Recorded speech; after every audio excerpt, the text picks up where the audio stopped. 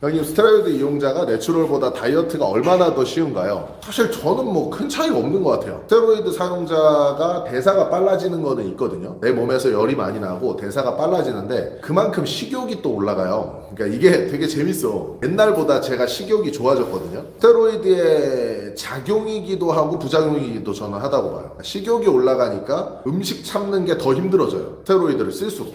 물론 그거는 정신력으로 극복하는 되는 부분이기는 한데 일반적인 인간은 정신력이 그렇게 좋지가 못하기 때문에 개인적으로는 이제 그렇게 큰 차이는 안 느껴집니다. 어차피 닭가슴살 먹고 유산소 겁나 타야지 빠지는 건 똑같아.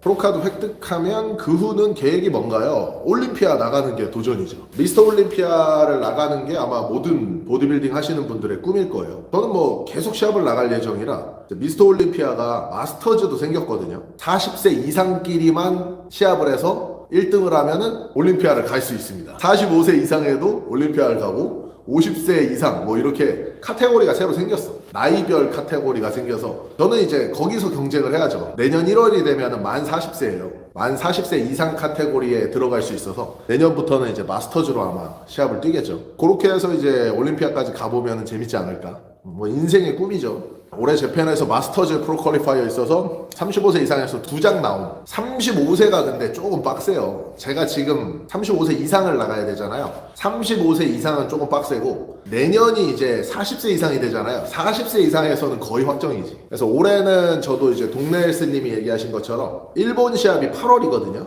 올해 마지막 시합은 그거를 나가고 한 달 정도, 2달 정도 쉬었다가 내년에 마스터즈 시합을 거의 뭐 내년 마스터즈 시합은 100%라고 보거든요, 개인적으로. 그래서 뭐 올해 일단은 따면은 좋고 목표는 올해 따는 건데 만약에 뭐 못 따도 내년이 됐든 내후년이 됐든 저는 뭐 계속 나갈 거라. 견봉 쪽에 통증이 있는데 이완성 운동과 어깨를 쭉 폈을 때 너무 아픈데 참고 운동 중인데 염증 주사를 이두 극상 견본 쪽 회전근에 다 맞아봤는데 효과가 없는데 쉬는 게 정답인가요? 헬리니님 같은 경우에는 그냥 저를 한번 찾아오시면 되는데 예를 들어서 내가 운동할 때 아파요. 병원을 갔는데 의사 선생님들도 사실 잘 모르겠대. 염증 주사나 뭐 소염제, 진통제 맞고 보내.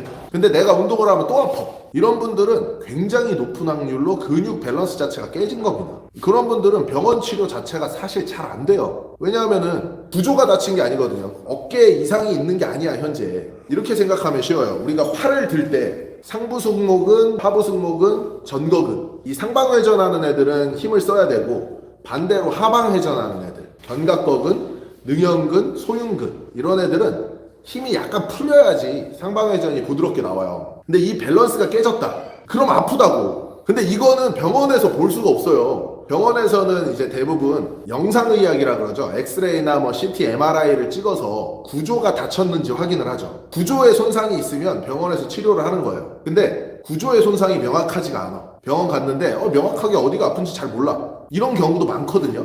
그런 경우에는 실제로 굉장히 높은 확률로 그냥 운동할 때 밸런스가 깨져 있는 경우가 정말 많아요. 그래서 그런 분들은 저한테 오세요. 컨디셔닝 케어 한 방이면 거의 다 잡아드립니다. 저는 확신하는 이유가 제가 그런 분들을 너무 많이 케어를 해드렸기 때문에 정말 확신을 하면서 말씀을 드릴 수가 있는 거예요. 뭐 저가 아니더라도 주변에 웨이트나 아니면 운동에 대해서 공부를 좀 하신 분들이 있다면 그런 분들한테 가보셔도 되고 근데 저는 이제 자신을 하거든요. 그래서 오시면은 한 세션에 끝낸다. 어깨 운동 질문 있습니다. 초중급자한테는 레이즈가 우선이 되어야 할까요? 프레스가 우선이 되어야 할까요? 자, 요거 굉장히 쉽습니다. 어깨 운동을 하는데 프레스가 우선이 돼야 될까요? 레이즈가 우선이 돼야 될까요? 둘 다입니다. 왜냐하면은 이 두 개는 근육 입장에서 범위가 달라요. 무슨 얘기냐면 우리가 프레스 운동할 때 보통 어깨가 90도 밑으로 많이 내려가진 않죠. 일반적으로 이렇게 네거티브 길게 잘 안 하시죠. 대부분 머신 같은 거 쓰면 초보자분들이 발 위치가 뭐 입 정도, 여기 정도 쓴단 말이에요. 그러면은 좀 너프하게 잡아서 어깨 관절을 한 80도 쓰는 거예요. 80도. 80도에서 이렇게 위로 들죠. 180도까지 잘 안 하잖아요. 한 160도, 150도 든단 말이에요. 80도에서 120도 드는 운동이 프레스 운동이고 레터럴 레이즈는 0도나 30도에서 90도 정도 드는 운동이죠. 자, 그러면은 레터럴 레이즈와 프레스가 겹치는 구간이 그 10도 정도밖에 안 돼요. 그러니까 네거티브 진짜 잘 활용하시는 분들은 20도 정도의 각도가 겹치는 거고 그러면은 사용하는 근육의 범위가 달라지기 때문에 결국에는 둘 다 하는 게 좋은 겁니다. 그 두 가지 운동이 주는 이점이 각각 다르니까. 이해되시죠? 반박 영상 이후로 크로코 형님 연락 오셨나요? 오늘 크로코 형님이 댓글 주셨습니다. 크로코 형님이 영상 하나 더 찍으신다 그래서, 근데 이게 좀 도돌이표가 될 가능성이 저는 있다고 보는데, 크로코 형님이 영상 찍으시면 또 저희들이 영상을, 근데 뭐 이거 왔다 갔다 하면은 저도 솔직히 공부가 되긴 하거든요. 저는 스테로이드를 전문적으로 공부하는 사람은 아니잖아요. 그러니까 스테로이드를 사용은 하지만 그 스테로이드가 가지고 있는 부작용, 작용, 요 정도를 아주 깊이 있게 공부는 안 해요. 그 위험성이 몇 퍼센트 정도 되고, 예를 들어서 뭐 성장 호르몬을 썼더니 당뇨병 걸리는 인구가 10만 명 중에 몇 명 되더라. 그러니까 이런 거는 봐요. 확률이 0.00 몇 프로야, 아무튼. 그러니까 그 정도의 확률을 가지고 있는 그 위험성, 그런 것들은 확인을 하는데, 아주 디테일한 건 잘 모르거든요. 근데 이제 크로코 형님이 영상 만들고 토치님이 제가 질문을 주면 답변을 주잖아요. 그러니까 그걸 들으면서 저도 이제 귀동량이 되니까 공부가 되는 거예요. 그래서 굉장히 저는 괜찮습니다. 지금 좋아. 공부도 되고 영상 찍어서 조회수도 나오고 나쁘지 않아요. 지금 상황이. 그래서 이제 크로코 형님이 또 영상 올려주시면 그거에 대해서 또 코치님도 답변을 주시겠죠. 몇 번 왔다 갔다 하는 것도 재밌을 것 같고. 그리고 이제 신남성연대의 배인규 대표님이 차라리 토론을 하자. 저는 그것도 되게 좋거든요. 신남성연대 나가서 토론하면은 저야 뭐 완전 학고인데 영광이죠. 그러니까 어떤 식이 되든 사실 저는 좋다. 형님 몸 밸런스 균형 좀 맞출 때 진짜 사지 다 쓰이는 운동 있나요? 있죠. 측만증에 특화되어 있는 운동이 있어요. 요거는 제가 보여드릴게요. 측만증에 특화되어 있는 운동이 뭐냐면은 요게 이제 측만증 환자, 40세 측만증 환자고 어떤 식으로 운동을 하냐면 이런 식으로 운동을 합니다. 이런 거를 볼 수 있는 SSM이라 그래요. 닥터 스미색이라고 해서 체코였나 북유럽 쪽의 의사예요. 척추 측만을 전문으로 하는 그 트레이닝 기법을 개발한 사람이 있어요. 그 사람이 이제 개발한 트레이닝 기법의 세미나를 저도 갔다 왔고, 이제 이런 것들이 이렇게 인체의 이제 스파이럴 라인이라 그러죠. 내 몸에 있는 근육이 하나하나 떨어져 있는 게 아니라 연결돼 있다 그랬잖아요. 그 연결성을 쓰는 트레이닝이에요. 그래서 좌우에 이런 교차되는 회전하는 계열의 라인의 근육을 그 밸런스 맞게 사용을 하면은 척추가 조금 더 바로 쓸 수 있다. 그러니까 그런 이제 원리를 가지고 있어요. 최초에는 스파이럴 스테빌리제이션 메소드라 그래서 SSM이라는 이름으로 불렸고, 요즘에는 아마 이름이 바뀐 걸로 알고 있긴 하는데, 회전되는 근막을 이용하는 트레이닝 방법이 있습니다. 그런 것들이 이제 도움을 줄 수 있다. 그리고 실제로 이제 저도 이런 형태의 트레이닝을 회원님한테 적용을 했을 때 척추의 문제를 가지고 있는 분들이 개선이 많이 됐기 때문에 좀 신뢰를 하고 있습니다.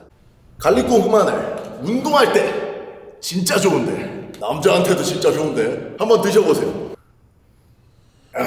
구매는 고정 댓글. 광고 코가 갈수록 커지는데 이거 막 약 부작용인가요? 성장 호르몬의 부작용 중에 말단 비대가 있거든요. 손가락 마디마디, 뭐 발가락, 머리, 코 다 통용이 되거든요. 성장 호르몬이 아니더라도 태생적으로 나이가 들수록 귀나 코가 커지시는 분들이 꽤 있어요. 그래서 100% 강고 씨가 부작용인지 아니면은 원래 DNA의 내력 자체가 나이가 들수록 코가 좀 커지는 내력을 갖고 있는지는 알 수가 없죠. 근데 성장 호르몬 부작용 중에는 그게 있긴 하다. 코치님 인정하고 좋아하는 약물 관련 영상은 제가 추구하는 성향이 그거는 다 의견이죠. 맞돌이는. 모든 사람의 의견이 같을 수가 없잖아요. 이 사회라는 게 좌가 있으면 우가 있잖아. 저는 우파 성향이 크기 때문에 자유를 추구한다 그랬잖아요. 그래서 저는 웬만한 것들은 자유를 주고 거기서 세금을 거둠으로써 그 세금으로 부작용을 완화시키자. 저는 이쪽을 굉장히 추구하는 편이에요. 술이나 담배 이런 것들도 몸에 도움이 뭐가 돼요? 하나도 안 되지. 사회적으로 도움이 돼요? 거의 안 돼요. 근데 술, 담배를 허용하는 이유는 사실 딱 하나예요. 세금. 술, 담배에서 나온 세금으로 부작용을 완화시킬 수 있는 뭔가 작용을 시킬 수가 있으니까. 그게 상충하는 거거든요. 근데 저는 스테로이드가 담배보다 훨씬 낫다고 생각하는 사람이에요. 물론 이제 사람마다 생각은 다르잖아요. 근데 제 생각이 그렇다는 거예요. 저는 스테로이드 사용이 사람한테 활력도 주고 자신감도 줄 수 있고, 그러니까 여러 가지 이점이 있기 때문에 담배나 술보다 단점보다 이점이 훨씬 더 많다고 생각하는 사람이거든요.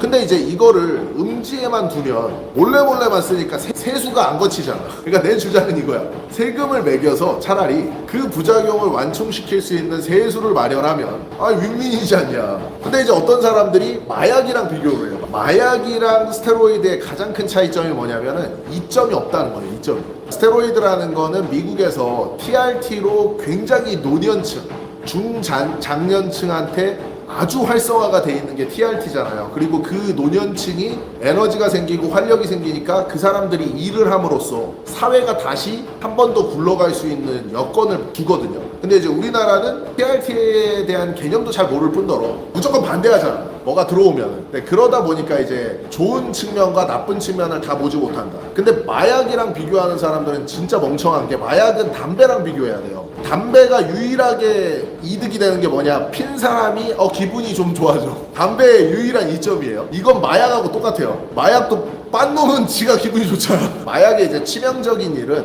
마약을 사용함으로써 노동력 저하가 발생된다는 게 사실 가장 치명적이죠. 중국의 그 아편 전쟁 했을 때 아편을 이빨 뿌리니까 사람들이 노동을 안 하잖아. 일을 안 해버리니까 국가가 무너지는 거예요. 근데 스테로이드는 거꾸로거든요. 각성을 시켜서 일을 하게 만들어. 그래서 이제 저는 모든 게 작용과 부작용을 보고 부작용이 더 큰지 작용이 더 큰지 확인을 하고 거기서 이제 최대한 자유를 주면서 세금을 걷었으면 좋겠다가 제 이제 의견인 거기 때문에 제 의견과 다른 사람들 많이 존재하잖아요. 그럼 뭐 그 사람들도 자기 의견인 거지. 그거에 대해서 뭐라고 하겠습니까? 근데 이제 이런 사람들 귀 닫고 무조건 불법이잖아 이 범죄자 새끼 이렇게 하는 사람들 있잖아요. 그러니까 그 사람들 보면은 존나 역겨운 새끼들이라는 소리 생각밖에 안 드는 거예요. 왜냐하면은 지들도 불법으로 야동 보고 뭐 무단횡단하고 다 한단 말이야. 그러니까 그런 거 다 하면서 뭐 범법자라고 욕만 하고 있어.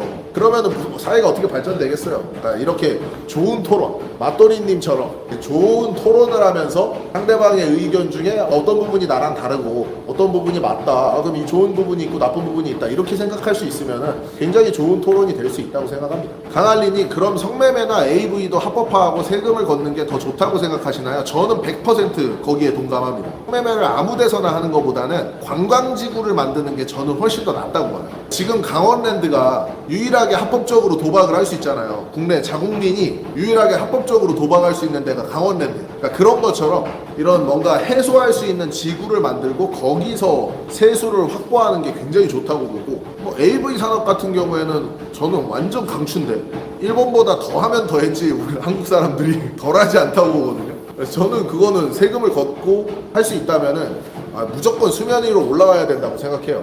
그거 가린다고 돼요. 지금 되게 재밌는 게 이거잖아요. 원래는 우리나라가 집창촌이 있었죠. 옛날에 얘기하던 창녀촌 그런 촌이 있었는데 그게 철거되니까 어떻게 됐어요? 모든 성매매 업소가 도시 곳곳 오피스텔에 뿌려졌어. 그러니까 지금 동네마다 있어요. 성매매 업소가 인터넷 좀만 쳐보면 다 나오잖아. 성매매 업소가 어디 동네 오피스텔에 다 있어. 뭐가 더 정상이고 뭐가 더 비정상인지는 생각을 해보면 알겠죠. 그래서 저는 차라리 세금을 걷고 합법적으로 관리를 하는 게 노동을 하는 여성들한테도 훨씬 더 긍정적이다. 왜냐하면 안전이 보장되니까. 지금 같은 경우에는 안전 보장이 안 되잖아요. 그 일을 하는 여성들도 안전 보장이 안 되는데 만약에 세금을 걷고 관리를 한다 그러면 안전보장이 되잖아. 뭐 남성들도 마찬가지고 남자애들은 뭐 성매매 업소 갈 때 걸릴까봐 두려워하면서 갈 거 아니야.